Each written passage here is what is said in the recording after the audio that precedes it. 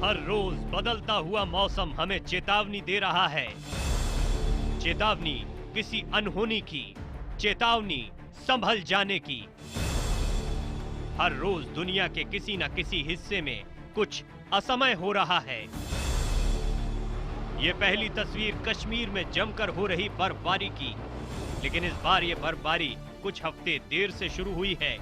क्या ये देरी सामान्य है? क्या ये किसी अनहोनी का संकेत है?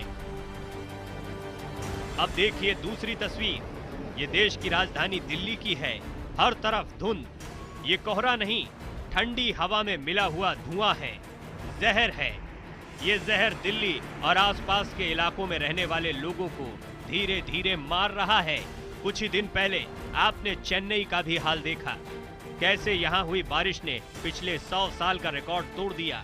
कैसे महीने भर की बारिश सिर्फ एक दिन में हो गई। इस बारिश ने लाखों लोगों को बर्बाद कर दिया। भारत से बाहर भी हाल कुछ ऐसे ही है। पिछले हफ्ते बीजिंग में प्रदूषण इतना ज्यादा बढ़ गया कि हाहाकार मच गया। सूरज पूरी दुनिया के लिए निकला था, सिवाय बीजिंग के। लोग सांस तक नहीं ले पा रहे थे। हालत ये हो गई कि सरकार को सारे स्कूल, कॉलेज, दफ्तर बंद करने पड़े। ऐसे ही ब्रिटेन के कई हिस्से इस वक्त डेसमंड तूफान की चपेट में हैं। भारी बारिश के चलते यहाँ बाढ़ के हालात बने हुए हैं। लोगों को घरों से निकालकर सुरक्षित ठिकानों पर पहुंचाया जा रहा है। स्कॉटलैंड, इंग्लैंड और वेल्स में सड़कें बंद हैं, उन पर पानी भरा है। स्कॉटलैंड में रेड अलर्ट जारी कर दिया गया है। ये तस्वीरें हमें आगाह करती हैं। ये तस्वीरें चेतावनी दे रही हैं। न संभलोगे तो मार डालेगा मौसम। नमस्कार, मैं हूं प्रवीण तिवारी। खबरों में खास में आज बात एक ऐसे खतरे की जो साल दर साल आपकी और हमारी जिंदगी पर बढ़ता जा रहा है। यह खतरा है बदलते हुए मौसम का। भारत वो देश है जो सर्दी, गर्मी, बरसात हर तरह के मौसम देखता है, लेकिन पिछले कुछ सालों से आपको भी लगा होगा, ये महसूस कर रहे होंगे आप भी कि मौसम का संतुलन बिगड़ सा गया है। क्या ये सामान्य है? अभी चेन्नई में जबरदस्त बारिश हुई तो इसी संतुलन बिगड़ने को इसका जिम्मेदार माना गया। इस बार देर से शुरू हुई सर्दी के पीछे भी यही आशंका है। आपकी टीवी स्क्रीन पर है देश के 4 अलग अलग शहरों की तस्वीरें। देश की राजधानी दिल्ली में आखिर सर्दी ने दस्तक दे दी। जैसा मौसम कभी नवंबर में होता था, वो अब कम से कम 3 हफ्ते बाद हो रहा है। पटना में भी ठंड ने लोगों की दिक्कतें बढ़ा दी हैं। यहाँ सर्दी के साथ साथ कोहरे का भी असर जारी है। लोगों का घरों से निकलना मुश्किल हो गया है। उत्तर प्रदेश के कानपुर में भी लोग कोहरे की मार झेल रहे हैं। ठंड से बचने के लिए घरों में दुबके हुए हैं।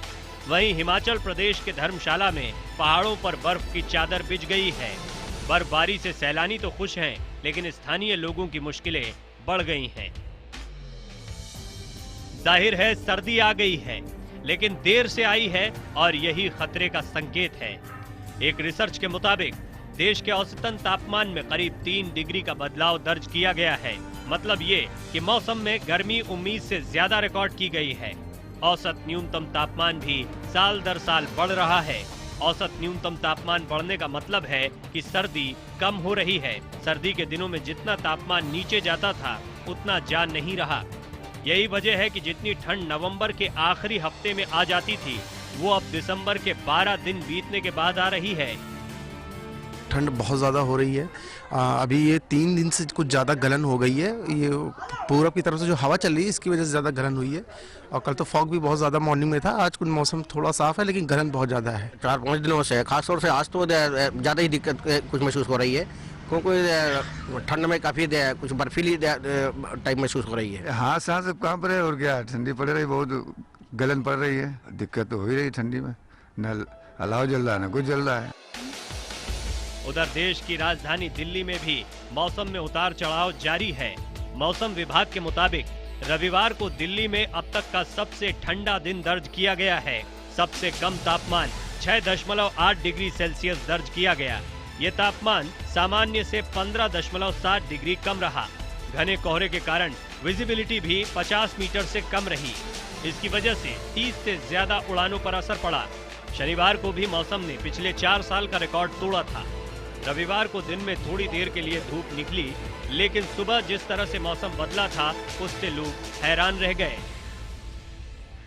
जो अभी का मौसम है, जो टेम्परेचर 7-8 के बीच के अंदर है, जब इससे नीचे डाउन होगा तब मुश्किल होगी। आज काफी सर्दी है, कल भी ठंड बहुत लग रही थी और आज अभी सुबह की बहुत ज्यादा ठंड है। रास्ते में जगह जगह पे लोग चुचड़े पड़े हैं, एकदम बहुत ज्यादा आग का सहारा लोगों को लेना पड़ रहा है। आज काफी ठंड है और काफी ज्यादा ठंड है और इतना ज्यादा पोल्यूशन है कि अपना सांस लेने में भी प्रॉब्लम हो रही है। जो व्हीकल्स हैं उनमें हेडलाइट्स भी अभी तक ऑन है क्योंकि अब भी कोहरा छाया हुआ है और अगले कुछ दिनों तक यूं ही तापमान बना रहेगा।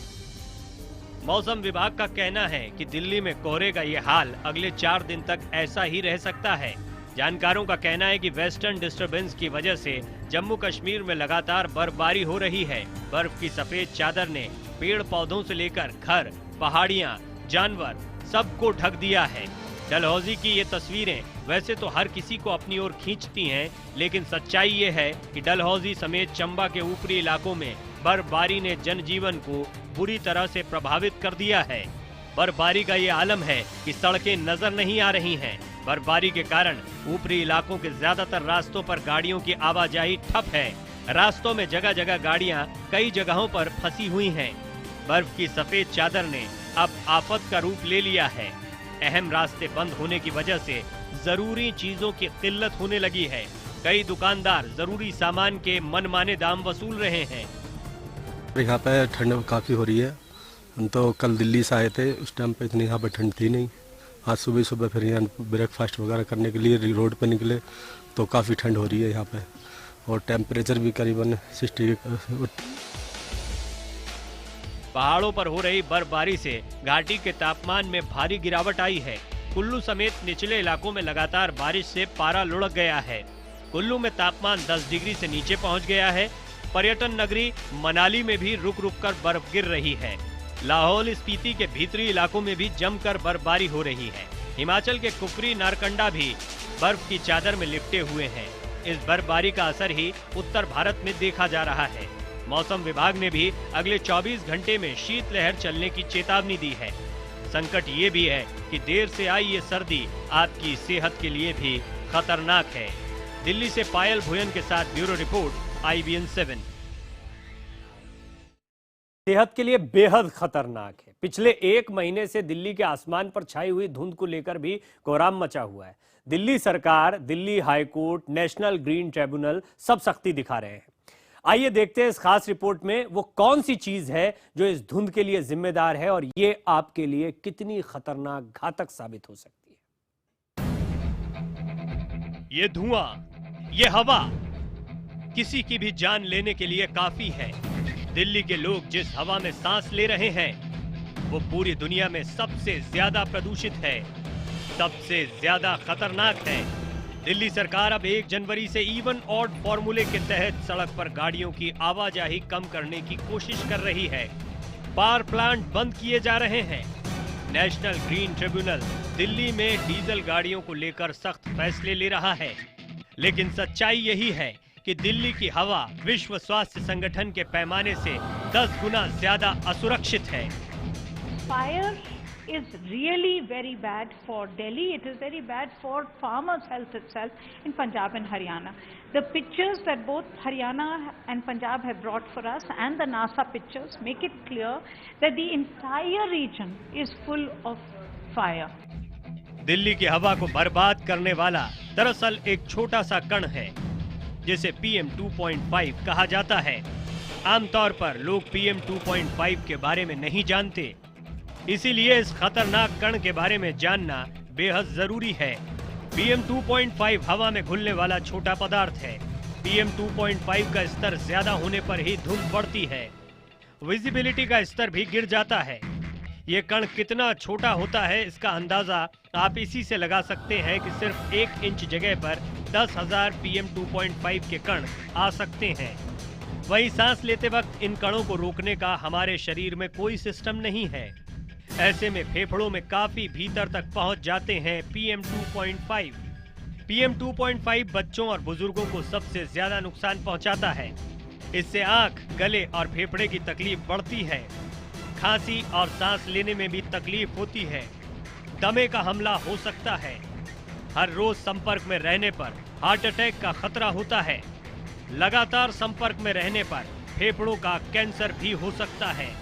लैंड यूज बहुत मैसिव तरीके से भूमि का इस्तेमाल का परिवर्तन हो रहा है। बहुत ज़्यादा डैम बनना, बहुत एक तरीके से भूगोल को दोबारा लिखने का जो प्रयास हो रहा है वो रीप्लम्बिंग द प्लैनेट जैसा है। और नदियों के बहाव को रोका जा रहा है, पहाड़ों को काट डाला जा रहा है। प्रदूषण न सिर्फ मौजूदा वक्त में लोगों की सेहत को खराब कर रहा है, बल्कि आने वाले दिनों में बड़े संकट की वजह भी बन रहा है। वायु प्रदूषण से हर साल दुनिया भर में 33 लाख लोगों की मौत हो जाती है। जाहिर है, अगर इस आंकड़े को बढ़ने से रोकना है तो पूरी दुनिया को मिलकर बेहद कड़े कदम उठाने होंगे। Bureau report, IBN 7।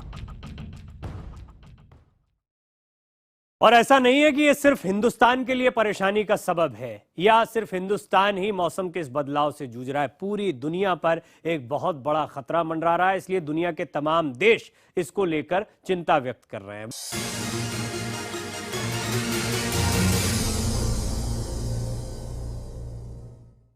खबरों में खास में एक बार फिर आपका स्वागत है। ग्लोबल वार्मिंग की असली वजह है विकास के नाम पर लगातार प्राकृतिक संसाधनों का उपभोग और उसके इस्तेमाल के बाद कार्बन डाइऑक्साइड का उत्सर्जन।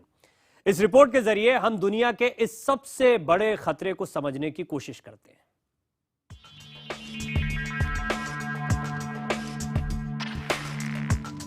वर्तमान दौर में शायद ही कोई ऐसा पढ़ा लिखा इंसान हो जिसे ग्लोबल वार्मिंग के बारे में पता ना हो, लेकिन फिर भी हम इसे बहुत सतही तौर पर ही समझ पाते हैं। इंसान अपनी तरक्की के लिए लगातार प्राकृतिक संसाधनों को जलाता जा रहा है। इससे पैदा होने वाले प्रदूषण से पृथ्वी के बढ़ते हुए औसत तापमान को ग्लोबल वार्मिंग कहते हैं।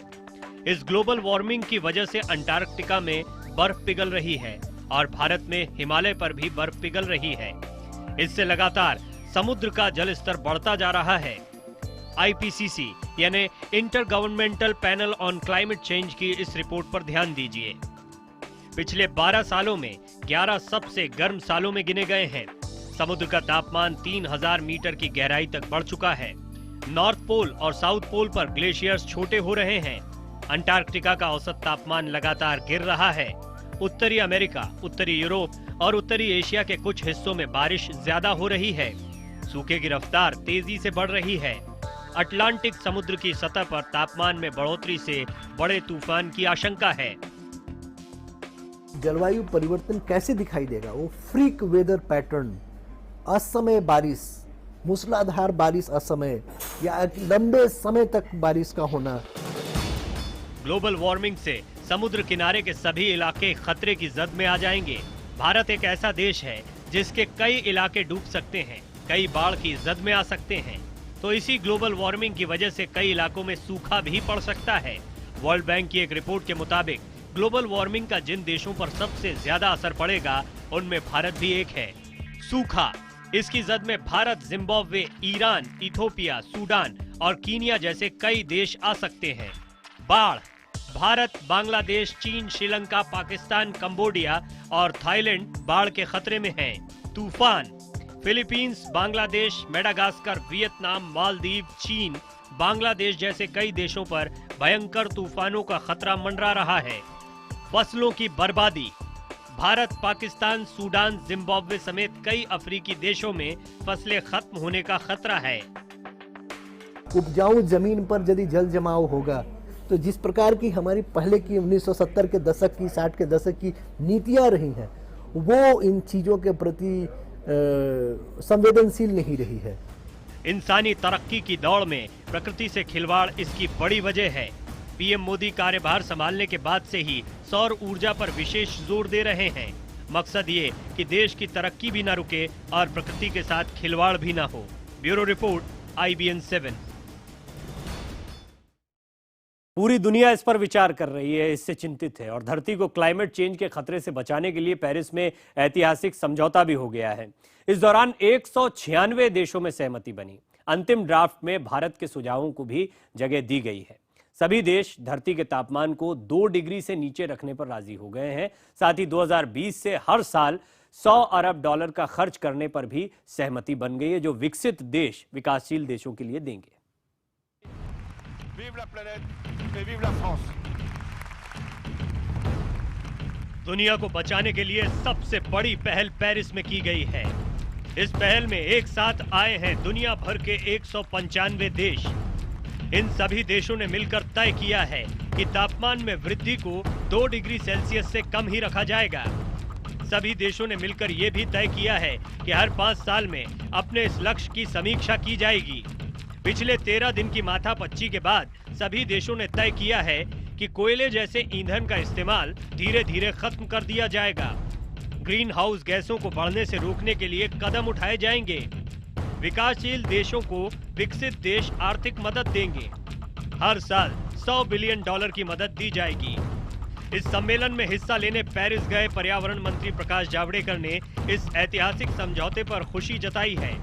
उन्होंने कहा कि ग्लोबल वार्मिंग पर पेरिस समझौता महात्मा गांधी के सपने को पूरा करेगा। जो अंतिम मसौदा सामने आया है, प्रथम दर्शनी उसका हम स्वागत करते हैं। एक अच्छा मसौदा है जिसमें भारत की सारी अपेक्षाओं का स्थान मिला है। जलवायु परिवर्तन समझौते पर सभी देश अगले साल 22 अप्रैल को औपचारिक रूप से दस्तखत करेंगे। इस समझौते तक पहुंचने में इन देशों को 4 साल का लंबा वक्त लगा है। अब देखना यह है कि आने वाले वक्त में ये फैसले गंभीरता से लागू किए जाते हैं या फिर सियासत की भेंट चढ़ जाते हैं।